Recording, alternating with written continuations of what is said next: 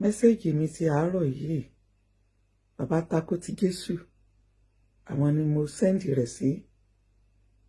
Ọlọ́run ọba kó wà pẹ̀lú yín, bàbá Taku ti Jésù. Ògo ni fọ́lọ́run lókè ọ̀run àti láyé àlàáfíà, ìfẹ́ inú rere sí gbogbo ènìyàn. Mo gbé Ọlọ́run ganú ayé gbogbo ẹ̀dá tó ní àkókò láti gbọ́ mi, tó sì ní ààyè láti wo ọ̀rọ̀ kúkúrú yìí. Mo gbé Ọlọ́run ganú ayé yín lọ́pọ̀lọpọ̀, á dára fún yín, ọkàn wa ó balẹ̀. Ojú òní ti kálukú wa o. Ire gbogbo tá à ń fi ó tó wa lọ́wọ́, ayé òní lè mọ́ wa, ìlú òní lè mọ́ wa, bó ṣe máa rí nìyẹn, Jesus mighty name. Mọ́mọ́ wa ìyá àdínì yìí, mo gbé Ọlọ́run ganú ayé yín lọ́pọ̀lọpọ̀. Ẹ ṣeun, ẹ kú fẹ́, ẹ kú kó lè dáa. Mo rí fídíò tẹ́ ṣe, mo rí fídíò yìí, mo dẹ̀ gbàgbọ́ wípé ẹ wà nínú àwọn tó ń wá ire Jerusalem gẹ́gẹ́ bí ìwé Sáàmù ṣe wí fún wa. Bí ó bá wá rí bẹ́ẹ̀ mà, màmá wa ìyá àdínì,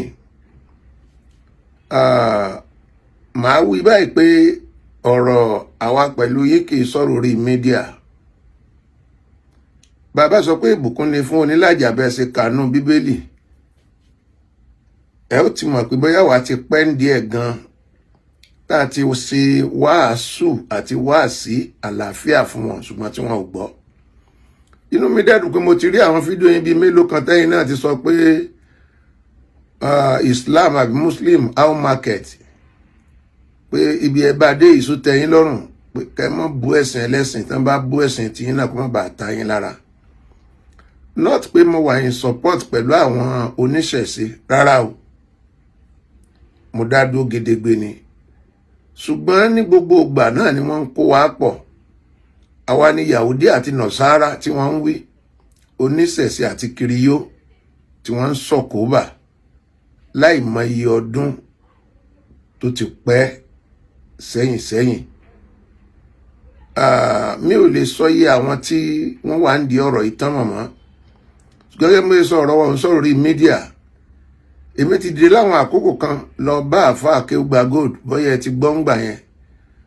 Ọ̀rọ̀ ẹlẹ́sìn mẹ̀sìn kọ́ ló mú mi bẹ̀rẹ̀ page.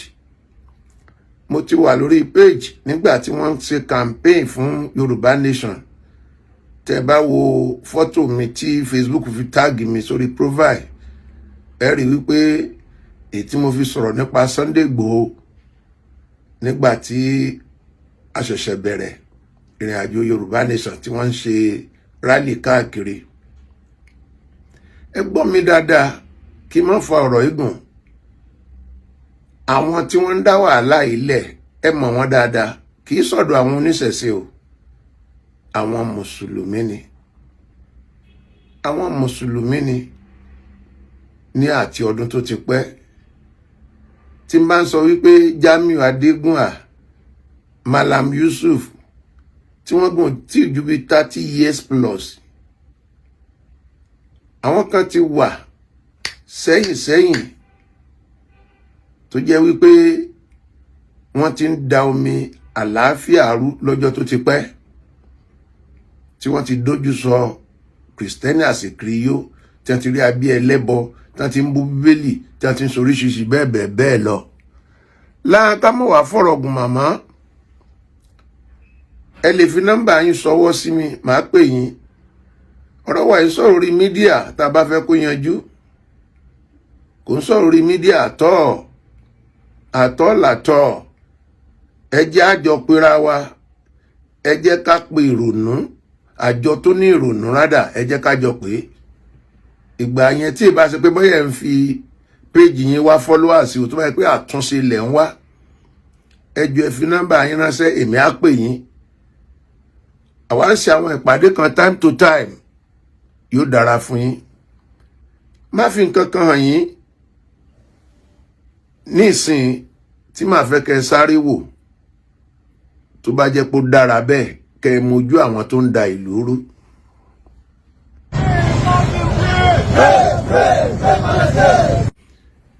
Ṣé gbogbo ayé ti rí fídíò yẹn? Pàápàá màmá àdínì, Mufti Ìwó, bí ó ti lórúkọ mi tó ń jẹ́ nísìn, Mufti Ìwó nígbà kan, ó nìyẹn. Nígbà Yorùbá nation bó ṣe kó àwọn èèyàn jọ nìyẹn tó ń béèrè fún Islamic nation tí wọ́n ń wọ́de nílùú tó lọ́ba tó níjòyè kí bàbá yìí lọ gbé fúláàgì Palestine kọ́ lọ gbé fúláàgì Palestine ní àárín ìlú tó lọ́ba tó níjòyè tó lófin tí DSS wà kán máa wà ẹran ọba aṣẹ̀mọ́lù. Palestine àti Israeli wọ́n ń jà ní ìlú wọn. Bàbá yìí ń gbé fúláàgì kiri ní Ọ̀ṣun state láti máa sọpọ́tì Palestine.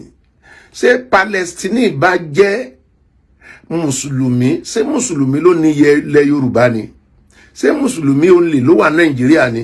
Ṣé tán bá fa ogun wálé ṣé tiwọn nìkan ló máa mọ̀?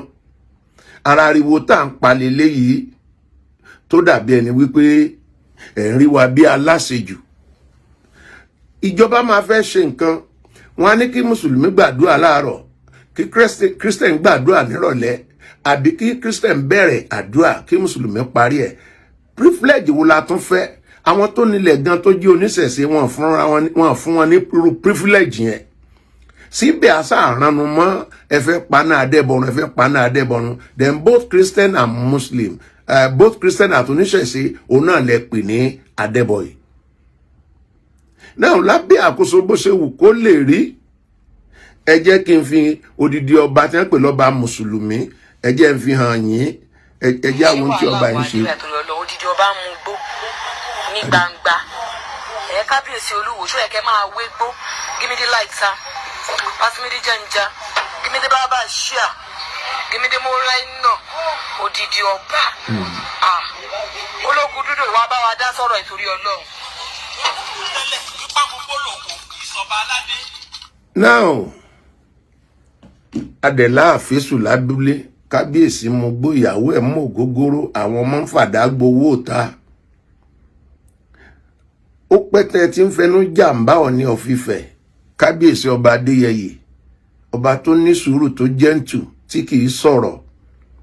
Kí ló kàn pẹ̀lú ọ̀rọ̀ mídíà? Kí ló kà ẹbú lójú ẹ̀ gan kò sọ sí? Ó pẹ́tẹ́ tí ń sọ wípé ọba Olúwo kì í ṣẹgbẹ́ Ọọ̀ni Ifẹ̀, ọba Yorùbá tẹ́yìn mọ̀, ọba mùsùlùmí tẹ́yìn mọ̀, ọba kan ṣoṣo tó wà nílẹ̀ Yorùbá tẹ́ mọ̀, òun náà lọ́ba Olúwo. Ní ìsìn tí oníṣẹ̀ṣe kan wá dìde wípé ọba Ọọ̀ni Ifẹ̀ ju àlà lọ, ẹ bẹ̀rẹ̀ sí fìdí fọ́gbá. Ẹ wo gbogbo ẹ̀yin èèyàn tí ń wò mí, mo gbà ládùúrà ní ṣubúdẹrù ayọ̀nù tí wọ́n bá bọ́ sórí mídíà padà, gbogbo àwọn mùsùlùmí tó ti fẹ́nu jàǹbá ẹ̀sìn tán ti dá wàhálà alẹ̀, tí wọ́n sọ pé àwọn fún oníkálùkù lẹ̀ pé kò sí wàhálà mọ́, àwọn ò ní yà nídìí bíbélì mọ́, àwọn ọ̀dẹ̀ ní yà nídìí ọpọ́n fáàbí oníṣẹ̀ṣe, kẹ́lẹ́bọ ṣẹbọ rẹ̀, kiri yóò kó ṣe kiri yẹ mùsùlùmí kó ṣe mùsùlùmí rẹ̀, kálàáfíà àjọba. Ẹ wo síkèna ló bá tán. Ṣùgbọ́n kẹ́ ẹ pa wá lẹ́nu mọ́ fún wọn, kẹ́ ẹ mú alọ́wọ́ dání fún ejò láti bù wá jẹ, ìyẹn ò ṣeé ṣe. Àjọ nílẹ̀ ni béèyàn bá sọ̀dí dorí kán lọ gbé ọlọ́pàá wọn kóòtù tí wọ́n máa ń lọ, gbogbo tí wọ́n máa ń rìn sí tẹ́lẹ̀, ọlọ́pàá tí wọ́n gbà sọ ọlọ́run rẹ̀ lákòókò yìí òun ló pọ̀ jù lórí ọ̀rọ̀ wọn. Yóò dára fún wa o, ẹ jẹ́ á wà lálàáfíà, ẹ máa bá mi pín, ẹ máa bá mi share ẹ ṣé. God bless you all in the mighty name of Jesus Christ.